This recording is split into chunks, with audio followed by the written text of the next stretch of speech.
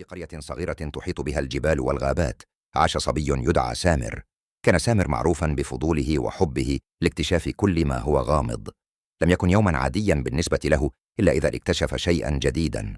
على أطراف القرية كانت هناك شجرة ضخمة تدعى الشجرة العجوز. كانت هذه الشجرة محورا للكثير من الحكايات والأساطير التي ترويها الجدات. قالوا إنها تحمل أسرارا قديمة، وإن من يقترب منها في الليل قد يسمع همسات غريبة. رغم ذلك لم يجرؤ أحد على الاقتراب منها بعد غروب الشمس. ذات يوم بينما كان سامر يلعب مع أصدقائه في الغابة، لاحظ شيئا غريبا عند الشجرة. كانت هناك علامات محفورة على جذعها أشبه برموز أو كلمات قديمة. حاول أصدقاؤه إقناعه بأن يبتعد عن الشجرة، لكن سامر كان قد قرر اكتشاف حقيقتها. في تلك الليلة تسلل سامر من منزله تحت ضوء القمر واتجه نحو الشجرة.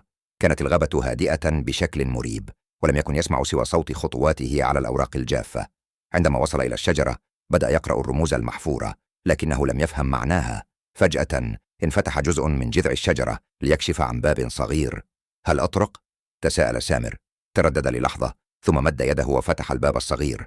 بداخله وجد صندوقا خشبيا صغيرا مغلقا بقفل صدئ. حمل الصندوق وعاد به إلى منزله دون أن يخبر أحدا.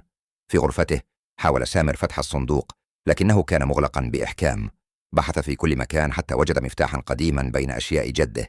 عندما أدخل المفتاح في القفل انفتح الصندوق ببطء ليكشف عن دفتر صغير مغبر. بدأ سامر بقراءة الدفتر ووجد فيه مذكرات شخص يدعى عزمي. كان عزمي عالما عاش قبل مئات السنين، وكتب في مذكراته عن اختراعه لجهاز يمكنه التحدث إلى الطبيعة. وفقا لما قرأه سامر كان هذا الجهاز مدفونا تحت الشجرة العجوز. في اليوم التالي عاد سامر إلى الشجرة ومعه دفتر المذكرات. حفر تحت الشجرة كما أرشده الدفتر ووجد صندوقا آخر. عندما فتحه وجد بداخله الجهاز الذي وصفه عزمي. بدا وكأنه أداة غريبة مصنوعة من الخشب والمعدن، وزينت برموز مشابهة لتلك الموجودة على الشجرة.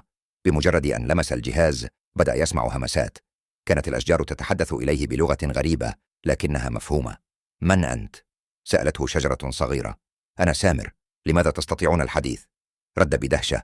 أخبرته الشجرة الصغيرة أن هذا الجهاز يمكنه فك شيفرة لغة الطبيعة، وأنه أداة تستخدم لحماية الغابة، لكنه يجب أن يستخدم بحكمة لأن إساءة استخدامه قد تجلب كارثة.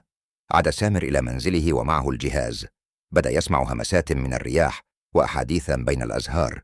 استخدم هذه القدرة لمساعدة أهل قريته في معرفة متى يأتي المطر أو ما إذا كانت هناك حيوانات تحتاج إلى حماية.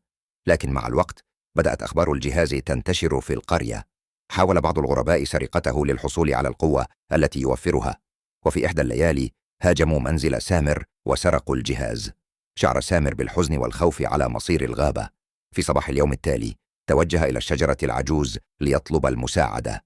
فجأة أضاءت الشجرة بنور قوي، وظهرت رسالة على جذعها تقول: القوة الحقيقية ليست في الجهاز بل في قلبك وعقلك. أدرك سامر أن الجهاز كان مجرد وسيلة لتذكيره بأن الطبيعة دائما مستعدة للتواصل مع من يحترمها ويهتم بها. بدأ يستخدم معرفته لمساعدة الغابة وحمايتها من أي أذى. أما الجهاز فقد عاد إلى الشجرة بطريقة غامضة وكأنه لم يسرق أبدا. منذ ذلك اليوم أصبح سامر حارس الغابة وأمين أسرارها. تعلم أن الغموض ليس في الأشياء بل في الرحلة التي تقوده لاكتشاف نفسه.